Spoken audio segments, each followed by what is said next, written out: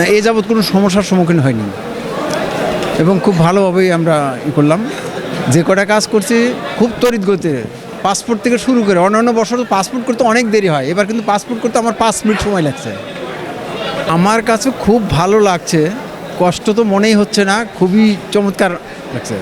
আর পুরাতনগুলোর কাছে আলাপ করে শুনলাম অন্যান্য বছর ছিল এবছর তুলনায় সব দিক থেকেই ভালো।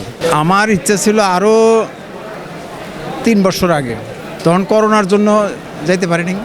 আমি তো প্রথমে নিজের তো দোয়া করবো, নিজের জন্য, পরিবার এবং দেশের জন্য, যাতে করে আল্লাহ পাক আমাদের দেশে আমার মতো সবাইকে যারা সামর্থ্য আছে সঙ্গে সঙ্গে যেন হজ করতে পারে, এই দোয়াটাই তো করবো। সর্বপ্রথম চাবো যে আল্লাহ, আমি আসছি নিয়াত করে আমার কবুলতি হজটা, নির্ভুল হজটা সুন্দরভাবে শারীরিক সুস্থতা রেখে যেন সুন্দরভাবে হজটা করতে পারি এবং হজে যে তোমার নৈকট্য সেগুলো লাভ করতে পারি।